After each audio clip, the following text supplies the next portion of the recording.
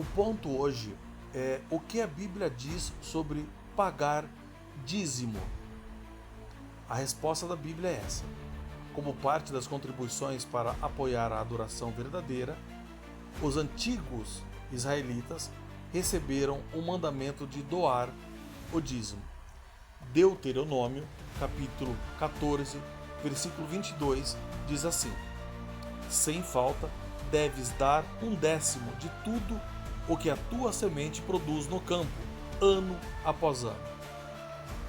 O Antigo Testamento deixa claro assim: o dízimo é mencionado várias vezes na Bíblia, conhecida como Antigo Testamento. A maioria das referências remetem para o período após o Código da Lei Mosaica ter sido transmitido a Israel através de Moisés. Antes da Lei Mosaica, o primeiro dízimo registrado na Bíblia foi oferecido por Abraão. O segundo foi a pessoa mencionada, a segunda pessoa mencionada na Bíblia que deu dízimo foi o neto de Abraão, Jacó. A lei mosaica deixa bem claro: os antigos israelitas receberam a ordem de dar o dízimo como forma de financiarem as suas atividades religiosas. O dízimo servia para sustentar os levitas. Aparentemente também se exigia um segundo dízimo anual, que beneficiava tanto os levitas como os não levitas. Como é que o dízimo era calculado?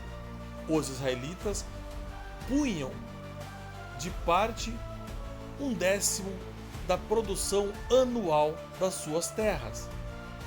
Para determinar o dízimo do gado, à medida que os animais iam saindo um a um do curral, os israelitas selecionavam um animal de cada 10 animais que saíam do curral. A lei não permitia verificar se cada animal estava bem de saúde ou não. Levíticos, capítulo 27, versículo 32 e 33 deixa claro isso. Como é que os israelitas davam o dízimo? Os israelitas davam o dízimo todos os anos.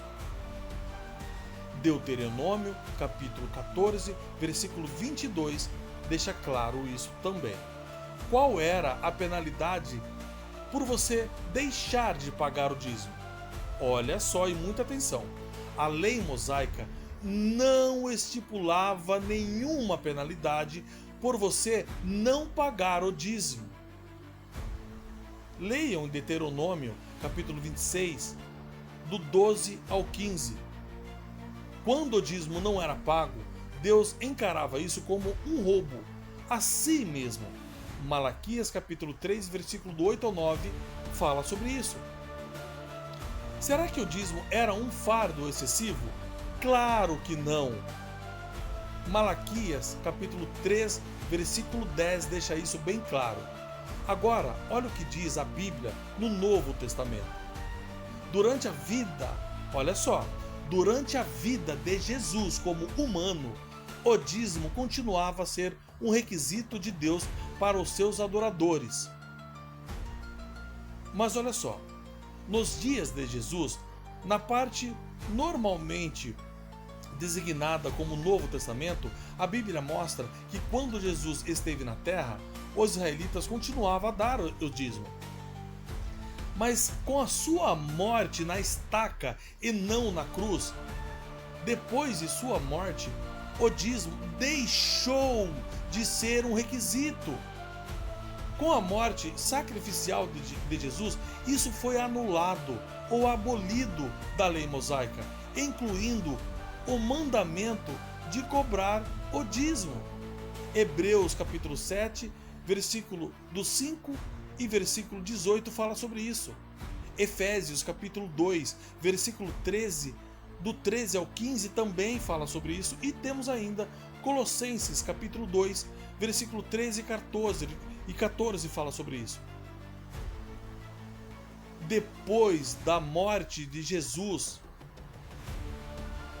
acabou dízimo. Não existe mais dízimo.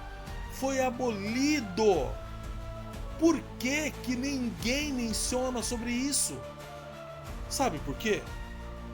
Porque senão os pastores não estariam comprando emissoras de TV, construindo templos e cobrando no mínimo $80 de cada fiel e buscando as pedras no Egito com transatlânticos vindo de lá para cá.